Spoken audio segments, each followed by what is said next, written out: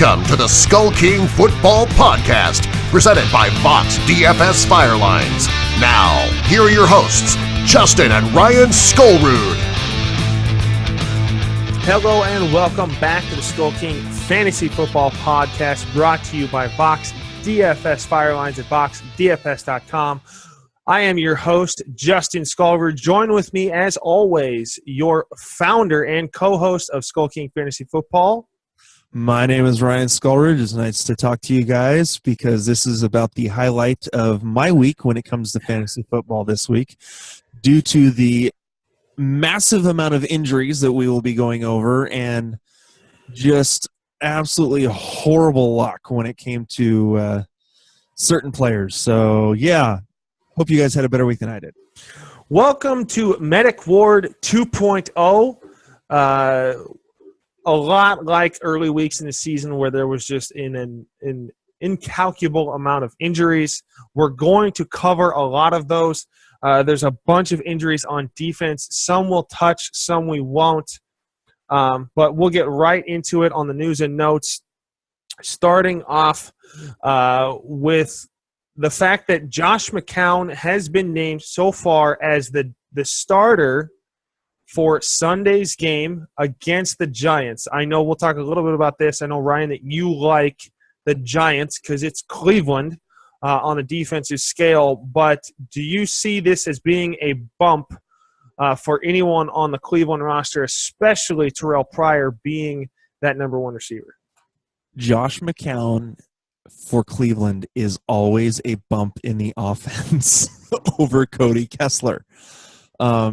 Really, I think the main reason they've been going with Kessler is just to see if he is an NFL caliber quarterback, if he's someone that they can build on and build around. I think they're learning that he isn't, and I could see them drafting another quarterback if one presents itself in the draft. So, yes, Josh McCown is a major bump and will help out Terrell Pryor immensely, and quite possibly could also be good for Isaiah Crowell. Also, the Jets have named Ryan Fitzpatrick as their starter next week against the Patriots. He is, quote, their best quarterback. Hashtag that's not saying much, considering the situation that's going on throughout there. Gus Bradley expects Blake Bortles to be fine for Week 12. There was a little bit of a scare with his shoulder injury in that game. I do want to take a note here. The Panthers don't have any timetable for Luke Kuechly. He had a very, very unfortunate turn of events when it came to the hit he took. Watching it live, he took a helmet to the chest as well as then a helmet to the back of the head from one of his own teammates. It was disheartening to see the reaction. Your heart went out to Luke Kuechly with him breaking down due to his concussion history. It's one of those things that you never want to see concussions do that to any man. And so our thoughts and prayers are with him during his recovery. Does this, from a fantasy football perspective, I know that Carolina has struggled this season on defense and giving up tons of points. But does this make it even worse with them having an outside shot of still making the playoffs? This does make it worse because this is going to make it easier for teams to be able to run on them. Luke Kuechly is a monster of a run stopper. He's not the only guy. They have a very talented linebacker core, but he is by far the leader on that defense. And so, yes, this will affect them.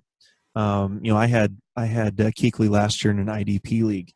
And it was, I got to be honest, it was rough, deciding whether or not to hold on to him for, like 5 or 6 weeks when he was injured. So who knows how long this concussion could hold him out. So, yeah, I think this definitely makes it difficult on the run game. Everyone's been able to pass on Carolina this year.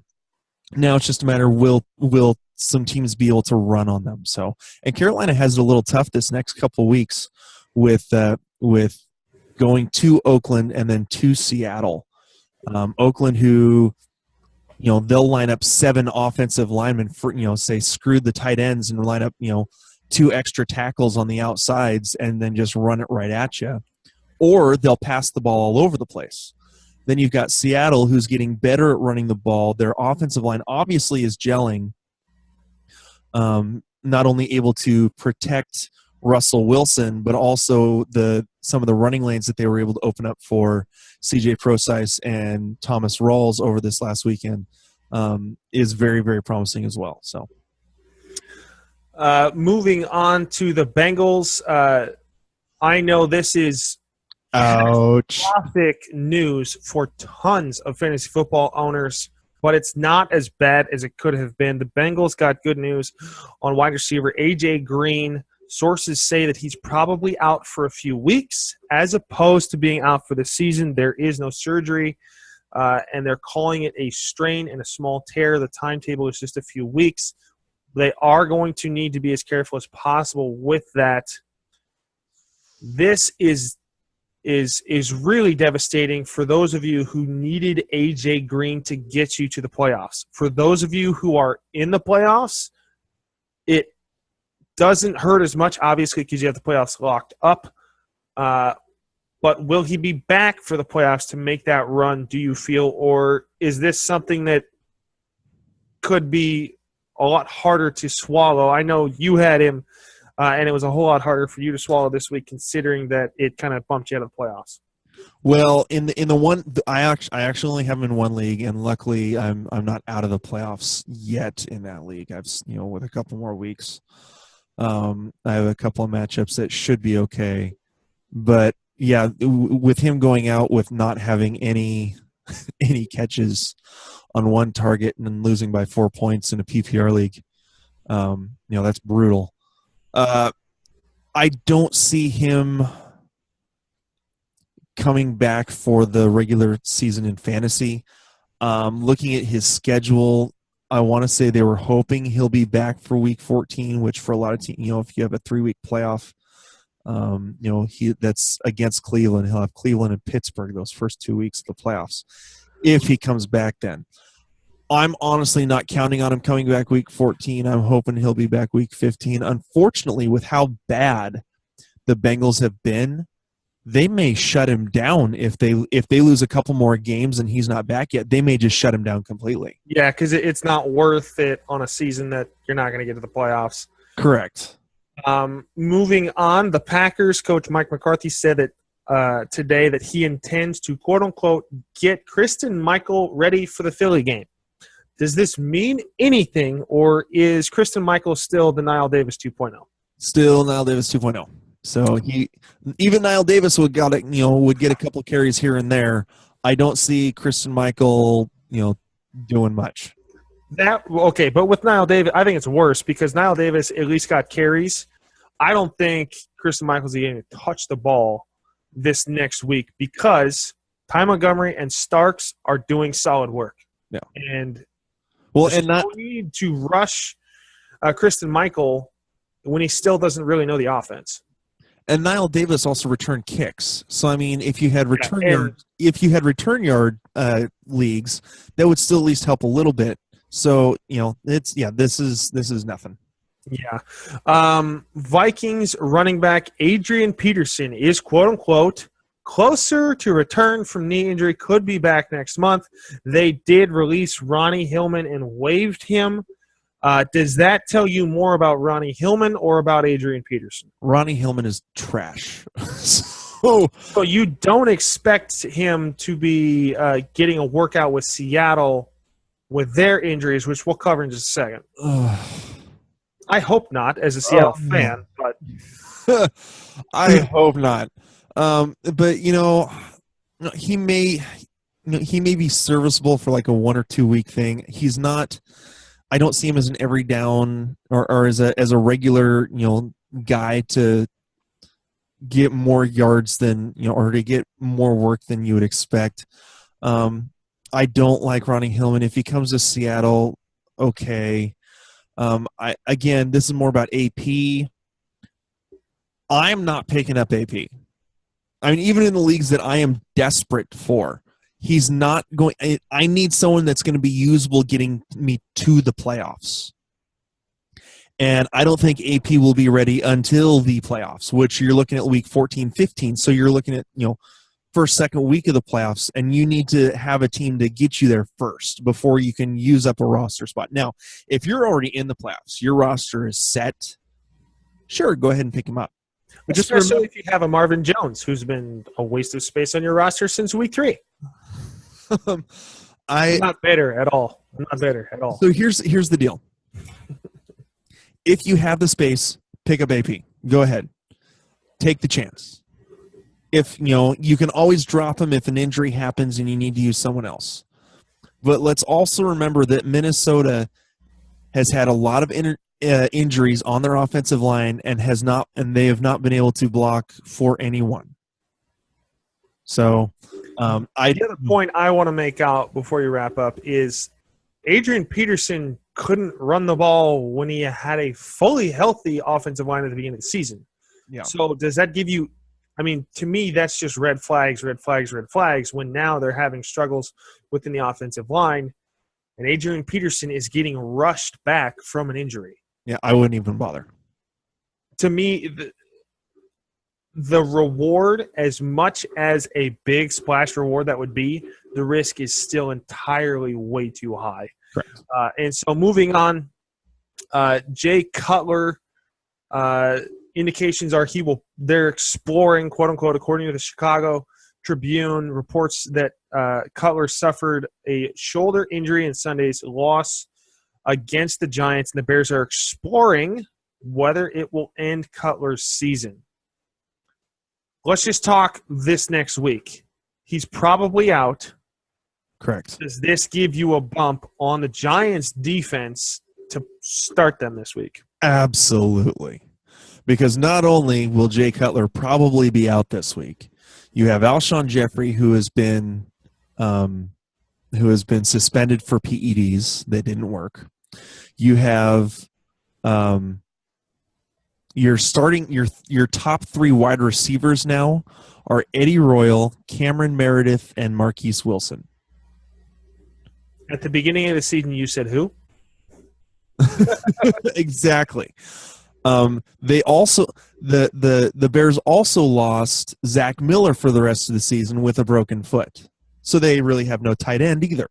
So, yeah, I'm all over the New York Giants defense to stream for this week against the Bears. So, moving on to LaShawn McCoy. Wait a second. The Giants were this past week. That's who they just played. That's who they just played. I meant Tennessee. I'm all over Tennessee for next week. So they play Tennessee. And so, once again, talking about LaShawn McCoy, dislocated his thumb. Expectations are he will have surgery this week. He had it actually this morning. Okay, so he had surgery. What I had heard yesterday was that he was pulled from the game because his thumb wouldn't go back in after it was dislocated. I'm not a doctor, but after reading, that's a better sign than if it's just loosey-goosey and able to pop right back in. Because if it's loose, it's going to take a while for everything around to heal back up and tighten up in order to keep that thumb in its place. But considering it wouldn't do that, it's either nasty and horrible, or it is easily, I don't want to say easily, it is playable for the next week. But do you like McCoy to start or Gillislee this next week? From what I've been reading on this, I'm kind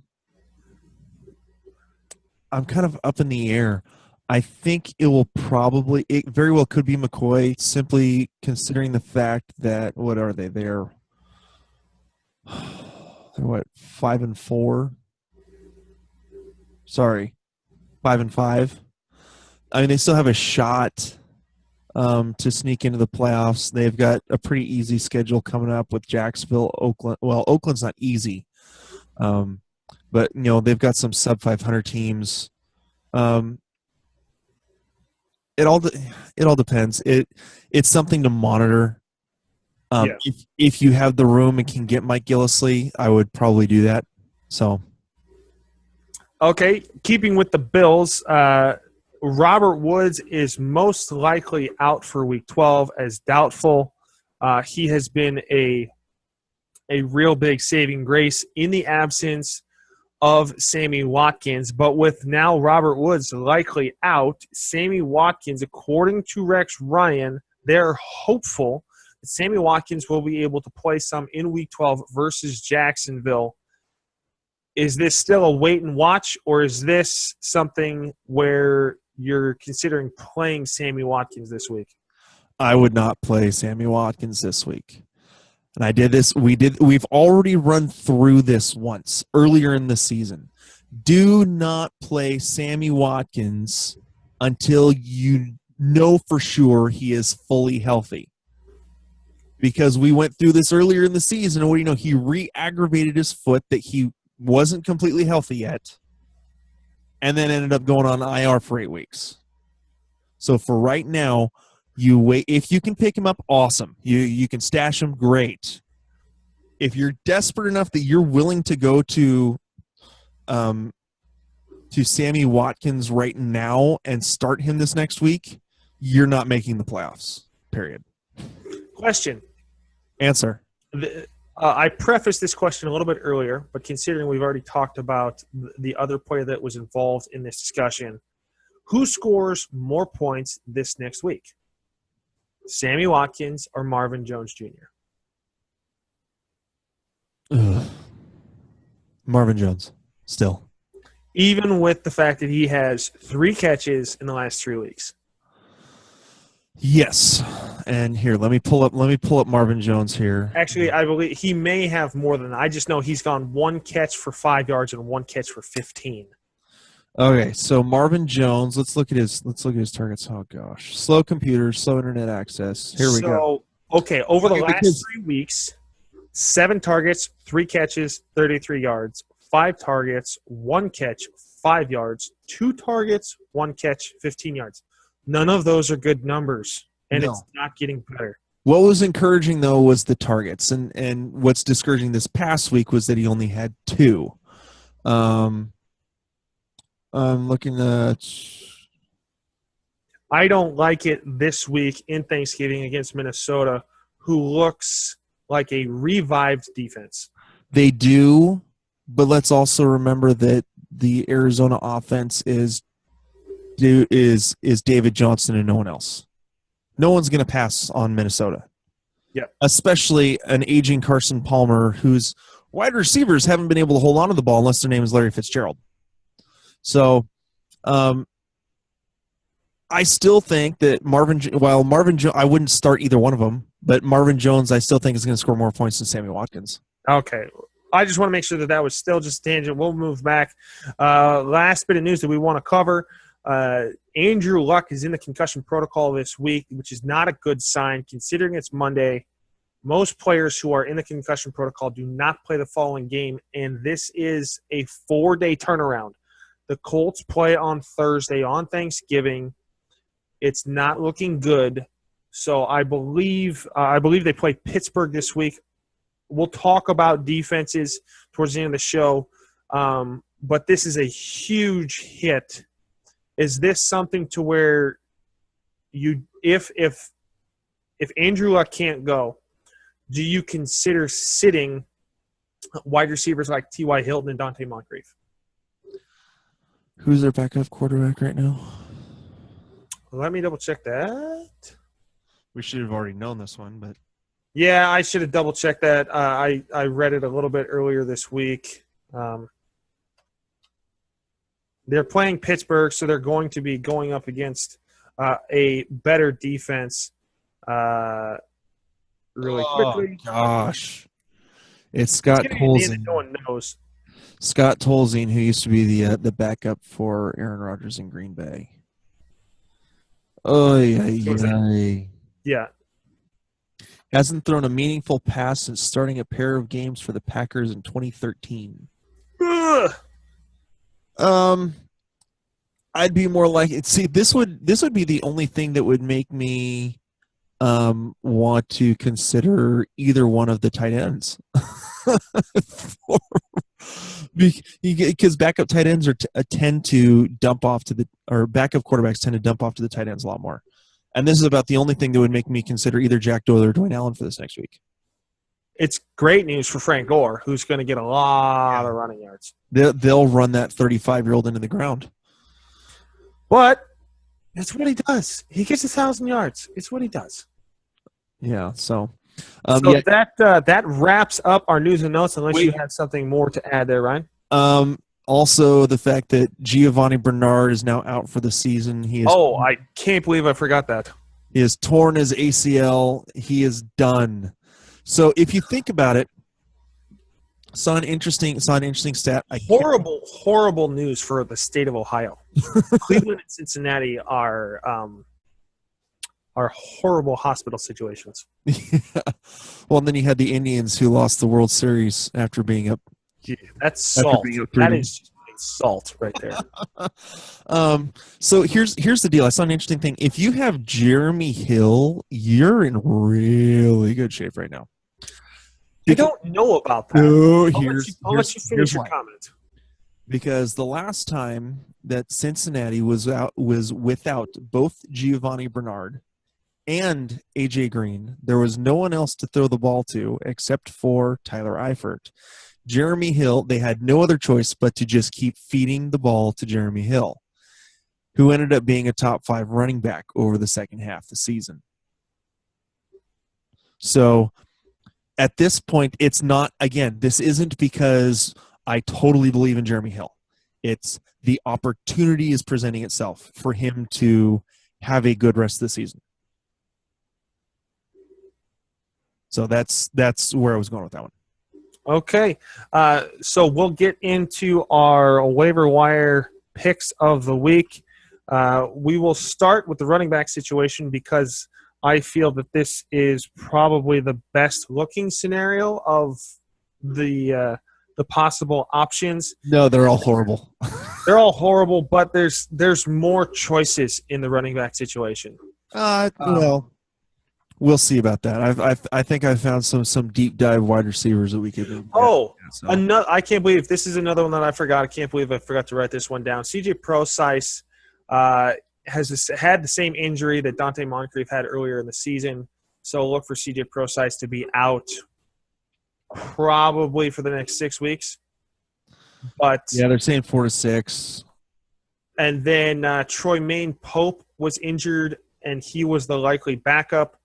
But with them still having Alex Collins on the roster, once again, Thomas Rawls will be the priority back. So if you were able to pick him up or you stashed him for the long haul, good for you.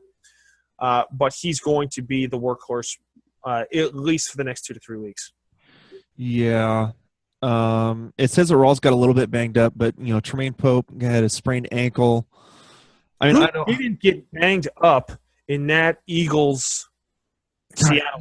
Yeah. Okay. What running back didn't get banged up? So you had Prosise go out. Yeah, Barner and Smallwood were the only guys that didn't get ill, and Alex Collins because he only had one carry in which he fumbled. But Tremaine Pope goes out with a sprained ankle. Rawls got beat up. They actually wanted to hold him out the entire fourth quarter, but when Pope sprained his ankle, they had no choice but to keep playing Rawls. Yeah. It's never a good sign when and this is, once again, horrible tangent, and we apologize, but this is kind of funny. It's never a good sign when your backup quarterback lines up in the running back position on purpose. And it's not a trick play. That is not good. But Seattle still won the game. Yeah, so. All right. Back to the waivers. And so running backs. I've got 3 that are worth taking a look at. Same here. We may even have the same 3. The first one I want to talk about is a player that I've picked up on one of my teams, and that's Tim Hightower. He's still the catching back. He seems to still be getting more work. I watched the Saints-Carolina game, and it seemed like Hightower was getting just more volume. It just appears like they're going to be using Hightower more in the passing game. He's still going to get to run. I know that Ingram was out for a little bit of the game, and that's where Hightower get a little bit more later in the game, especially When Luke Kuechly went out, they did continue to kind of run up the middle towards the third and fourth quarter. But he has been proven as a point producer the last 4 weeks. The only week last week he had like 9.75 points in PPR. But other than that, he's scoring 12 or more points with a 17 and a 20-point game this last week. He is scoring points. He's worth the look, and he's only owned in 51% of the leagues, so he's only slightly over. And so, Ryan, I'll let you go with your next one, unless you want to talk a little bit more about Hightower. No, I mean I've had so many injury issues with running backs. I've actually been starting Hightower in one league for 2 weeks now. Me too. Mark Ingram is also in the league's concussion protocol as of right now. So, if Ingram can't get out of that, though, that just puts that much more on top of Hightower in terms of volume. So, the next guy that I wanted to talk about, Mike Gillislee. We already mentioned the LaShawn McCoy thing. If McCoy can't go, Gillislee will be in line for a lot of work. Because let's be honest, they are a run-first offense. Robert Woods is out. We don't know how healthy. We're pretty sure that what's his name? Sammy Watkins isn't going to be really healthy, and they're going to be going up against Jacksonville. Again, us being all there we go. Yes. NFL statistics. There we go. And so against the run, Jacksonville is in the bottom third, giving up 113 yards a game. So that could be really big for Mike Gillislee if McCoy can't go. So the one thing I want to say about Gillislee that I like is, to me, right now, for the next few weeks, he's the number one handcuff. Because McCoy is banged up, I have him as the number one handcuff to own, because Derrick Henry, who I consider to be the number two, is not really getting touches at all. He's put up 2 zeros, and you just can't rely on him to score anything unless DeMarco Murray goes down. And with their bye in Week 13, it's too late to try and stash a guy who's going to be on a bye, and he's owned in 48% of the leagues. So he's less likely to be owned. So Gillislee's scoring points. And so when he's in there, he's getting 65 yards, touchdown. He's getting the points. And so the only other person that really is mentionable, we feel this week, when it comes to running backs, would be Smallwood, because of the injury issues for the Eagles this week, and then playing the Packers, who just gave up tons. They were a sieve this week to Robert Kelly, who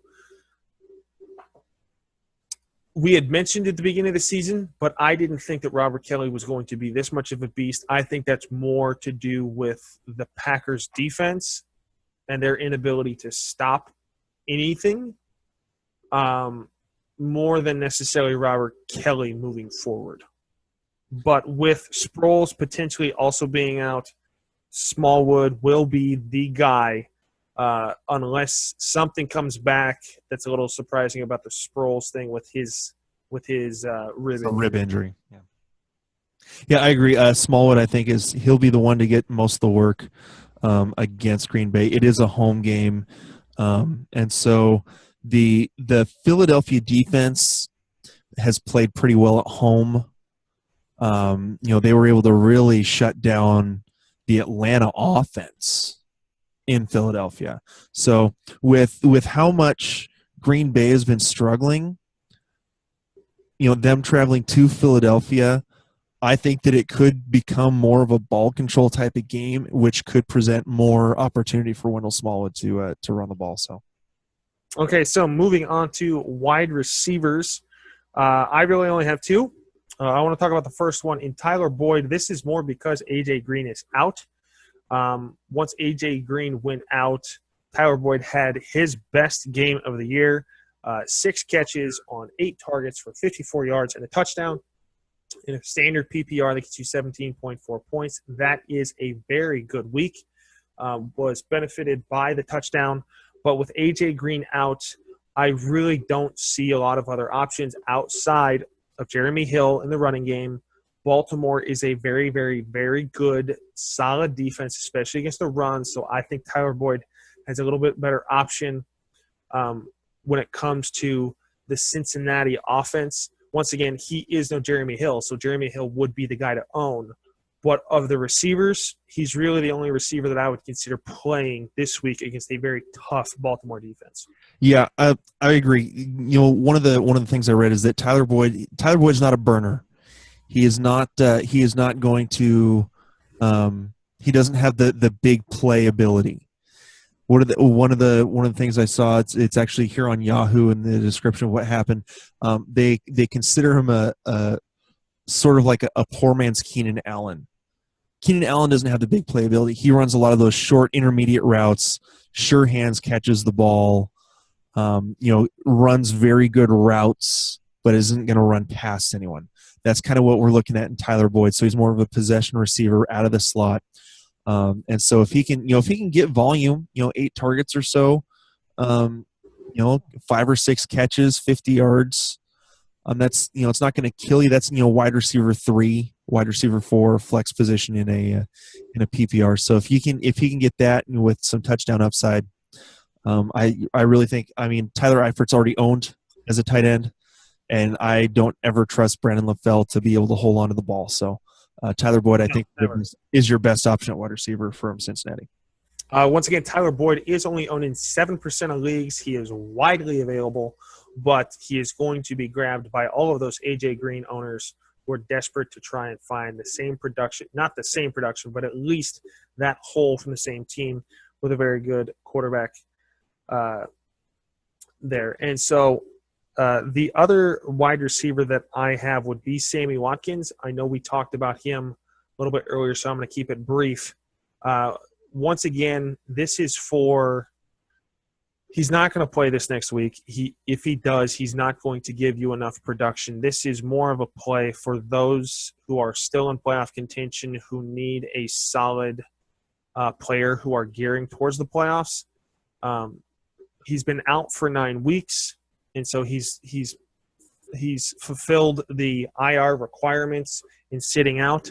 And so he's a tremendous talent on a Bills team that needs him, especially with Robert Woods' injury. He's the best talent on the waiver wire right now, in my opinion. He's just not going to get the production this week. So if you are in a position where you can sustain 1 week and don't need him, he's also on the IR, so he's not on a lot of people's radar currently on Yahoo, and so you might be able to stash him as well. If you've got an IR spot, grab him and stash him. Yeah, we've heard my rant on him already, so I don't think anyone else wants to hear that. So, do you have another wide receiver that you want to talk about, Ryan? I've actually got a couple. Okay. So here's the deal. I was adding up some stats just to confirm. One of the guys I really like this week is we saw in the Buffalo-Seattle game how bad Buffalo's defensive backfield is against wide receivers. And this next week they're going up against Jacksonville. Now, we always say you stream against which 2 teams? You stream against Cleveland and you stream against Blake Bortles. Yes. And we even said last week, Denver or Detroit would be a decent team to stream defensive-wise against Blake Bortles, just because Blake Bortles is known to throw it. Well, what do you know? Detroit gets 2 interceptions, a fumble, and returns one of those interceptions for a TD, gets 19 points in standard. So this week, even with going with Buffalo's defense, I really like Marquise Lee as a deep wide receiver to pick up, because here's what he has done over the last 6 weeks since their bye. He has only had 1 week of less than 6 targets, in which he had 3. Over that 6 week period, he's finished with, I forgot to actually write it down. 26 catches for 372 yards and a TD. He's had in full point PPR, plus I think he's actually a punt returner as well. Let me see. Yep. So he's had 13 points, 21 points. The 1 week where he had only three targets, 2.9 points.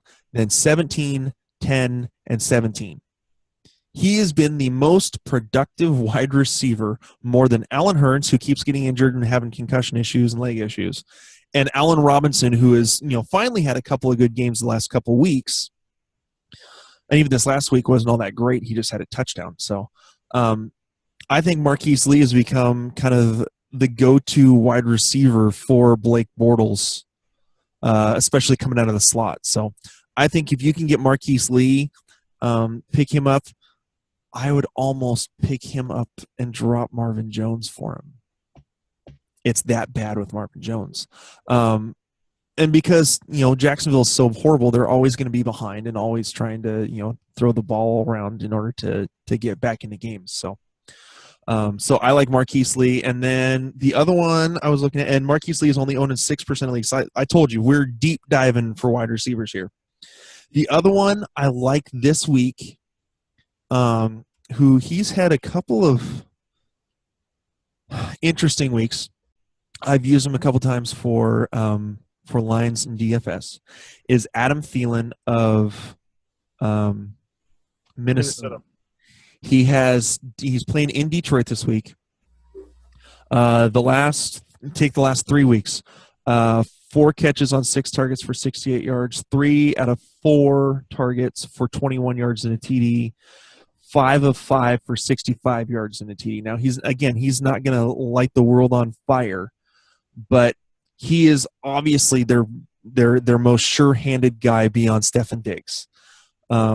He was out-targeted, 5 targets to 8 targets by Cordarrelle Patterson, but Cordarrelle Patterson can't catch the ball. Now, Patterson did run. Now, like we said, Patterson has the big playability. He ran back the touchdown to start off the second half. But like I said, that's about all he's good for, is the return yards and the possibility of him running back for a TD. So I like Adam Thielen to be more of the possession guy. Again, he's going to be in that wide receiver 4 flex role. So if you need someone because you have guys that are not performing or you have injuries, maybe you had you have Marvin Jones who's not performing and you have AJ Green who's injured and you don't have any other options. That's Adam Thielen could be a way to go. And then just a guy to throw up there was Tyreek Hill. He's 40% owned. Throw up. Well, and here's the thing about Tyreek Hill. He's shown some big playability. Unfortunately, he has Denver this week. But he's had 6 targets, 5 targets, 13 targets, and 5 targets. So it's kind of gone back and forth. Of course, in all the leagues that I play in, there's only one league that he's actually available in, and it's the 8-man league that no one pays attention in. So, but he's 40% owned. Yeah, I've learned any league that I play in, if there's anyone more than 35% owned, I can't get him. So, but he's one to watch, especially if it shows that Jeremy Maclin can't play. And then again, if you're absolutely desperate, Eddie Royal, just because there's no one else to throw to there. So, and that's about it. That's all I got for the wide receivers. One thing to touch on with Thielen again is they are visibly trying to get him the ball more. Reports were before Sunday's game that they're going to try and get him the ball more, and he seems to be a visible target for Bradford in the passing offense. Obviously, Diggs is still the number 1, and Cordarrelle Patterson seems to be getting open because of his speed, but I truly believe that Thielen is, without a doubt, the number 3 receiver, obviously behind Rudolph and Diggs. But for down the field, it's going to be Thielen, not Rudolph. Well, and Rudolph has been inconsistent the last few weeks since they fired Norv Turner. Yeah. So that's something to watch also. Mentioning Kyle Rudolph, well, now let's move into the tight ends. No, he is not pick-upable because he's owned in too many leagues. Yeah, he's owned 76%. So yeah, he's owned in 76% of leagues. But I'm going to have you start because I'm going to rant about the guy that I'm picking. And I'll give a semi-spoiler. This is someone that we've been ranting about a lot lately. Do we have the same guy? No. Okay. No, just the guy that you've been talking about is the one we've been ranting about a lot lately. You ranted about him last week. I'm going to rant this time with stats. All right. So this week, I like Will Tye if you're going, deep digging for tight ends. In this last game, he went 2 for 5 against Chicago for 12 yards and a TD. Eli Manning has said that he is a strong weapon for the offense, that they're wanting to get him the ball more. Larry Donnell is obviously, not usable. They're just not even trying to get him the ball. Tye has had 20 targets over the last 3 weeks, and he's obviously the clear number one. So especially in PPR, he's a guy to look at.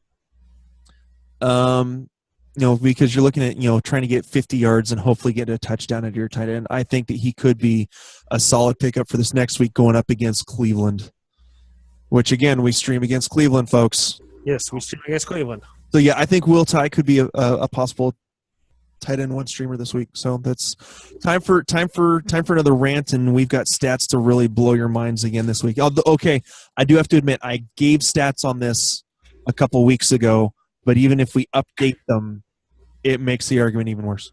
Yeah. Well, there's a little bit more to this one. For those of you who hopped on the Jack Doyle train and are still on that, shame on you. For those of you who hopped on and then jumped off, good for you. Dwayne Allen, not playable, especially with quarterback issues there for this week on Thanksgiving with Andrew Luck in concussion protocol. Gary Barnidge, probably not. But Zach Miller, who was a huge, huge tight end this year for Chicago, is now out. For those of you who have Rob Gronkowski and his lung thing and are looking for somebody, CJ Fiedorowicz, for the love, is only owned in 22% of leagues. And for those of you who like DeAndre Hopkins and think of him still as the receiver he was last year, we're gonna go through the stats here really fast. For week 4, what were Hopkins' stats, Ryan? Sorry. Let me pull him back up again. I'll go with Fiedorowicz. Fiedorowicz targeted 5 times, 4 catches, 48 yards, and a touchdown. In week 5, targeted 8 times. Here we go. 4 receptions, 61. I'll finish through mine. 61 yards. In week 6, he had 85 yards on 6 catches and a touchdown. Week 7, 35 yards, 5 catches, no touchdown. Week 8, 43 yards, 5 catches, 1 touchdown. Week 9, bye. Week 10, 3 catches, 26 yards. And tonight in Mexico against the Raiders, 6 catches for 82 yards. So that is a total of 33 catches, 380 yards, and 3 touchdowns. What is DeAndre Hopkins doing really quickly? All right. So since week 4, 1 reception for 4 yards, 5 catches for 56, 9 and a touchdown, 9 for 71, 5 for 36, 4 for 44, 5 for 48, and 5 for 58.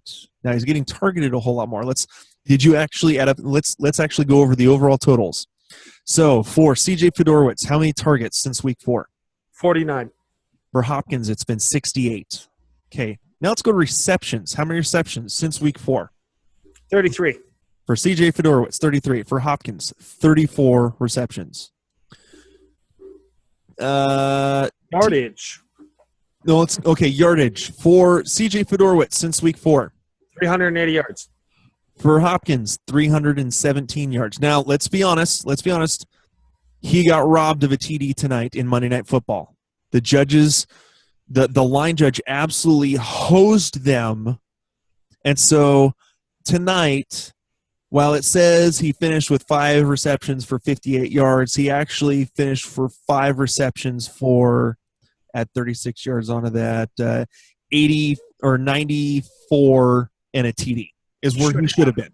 Should have been, yes. But he ends up with 5 for 56. So because of that, he's got 317 yards since week 4. Fiedorowicz has 380 and 3 touchdowns, with Hopkins having 1 since week 4. Right One now, touchdown since week 4. you always want to get volume. And if you can ever have the number 1 target on a team, Well, okay, let's be honest. Or the number 1 producing receiver, we'll change it to go. that. Number 1 producing receiver on a team, you have to go get him. CJ Fiedorowicz only owned in 22% of leagues, and look at his competition the rest of the way. San Diego, Green Bay, Indianapolis, Jacksonville, Cincinnati, and Tennessee to finish out the season. There is not a defense on there that scares me, except for maybe Tennessee, and unless you're in the championship game and your championship is played in the last week of the season, that doesn't matter. He needs to be owned. He needs to be started over – I would start him over Fleener right now, because Fleener's not getting much unless he gets the touchdown. Well, and let's and be honest, in that New Orleans offense, Breeze has 3 other main targets to throw to. And if you include Tim Hightower or Mark Ingram out of the backfield, Kobe Fleener has now moved to target number 5. In addition, Osweiler is looking much better since the bye. He's spreading the ball around. He threw to, let me count, 1, 2, 3, 4, 5, 6, 7, 8, 9 different receivers tonight in the Monday Night Football game.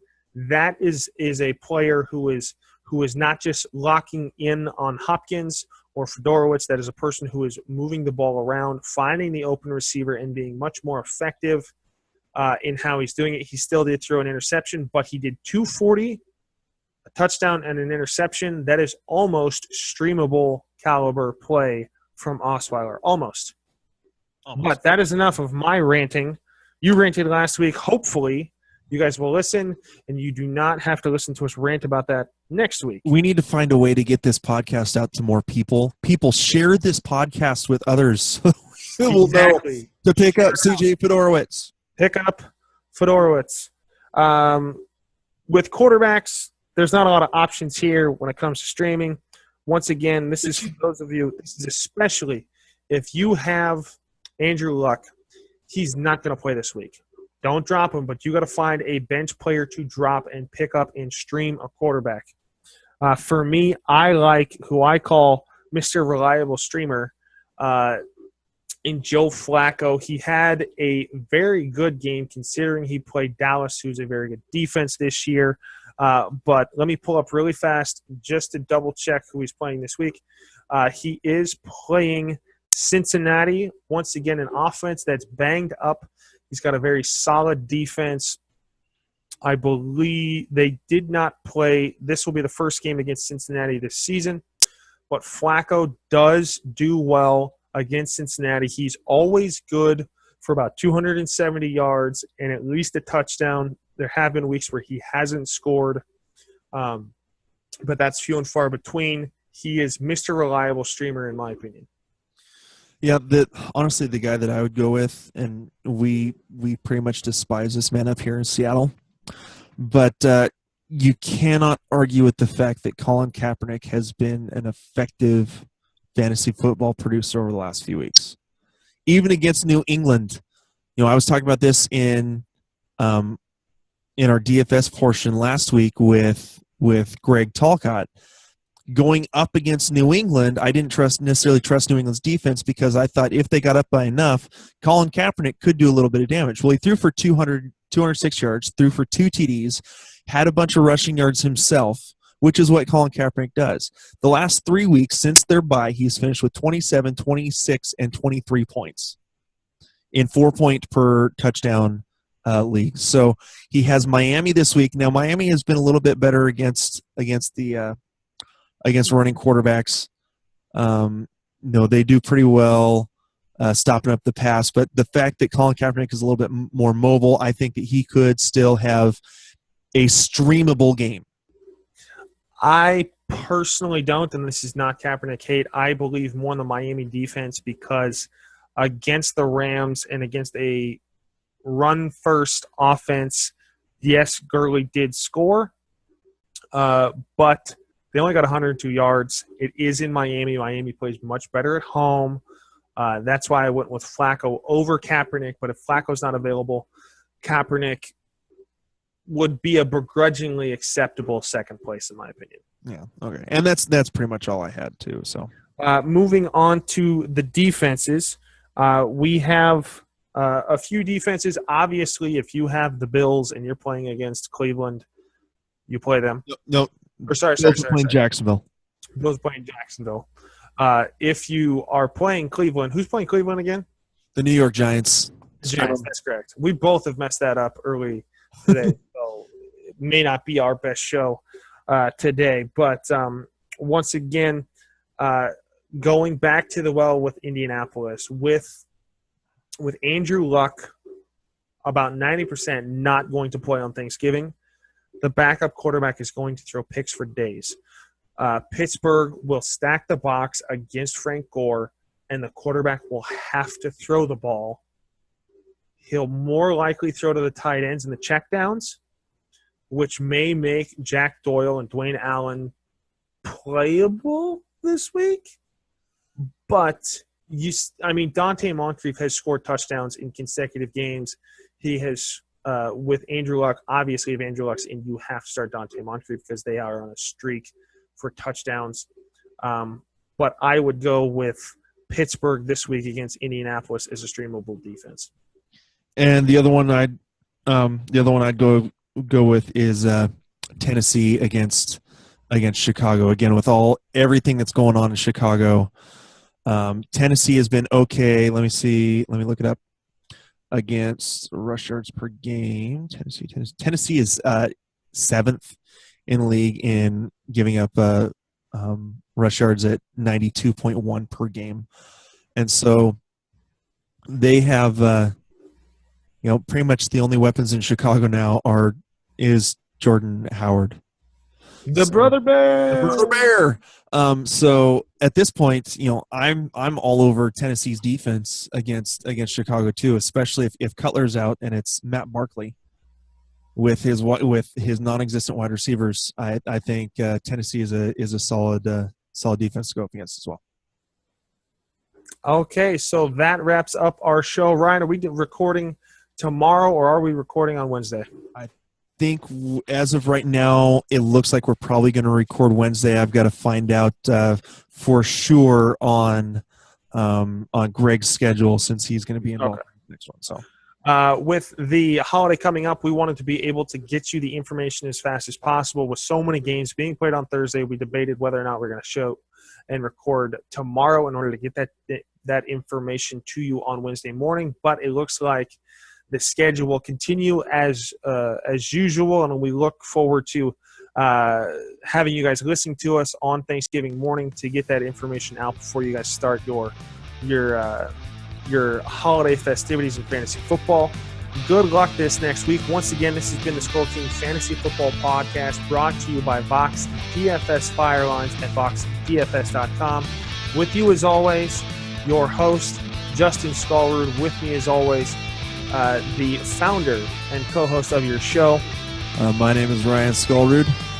And enjoy the rest of your week, guys. All right. Talk to you later, guys.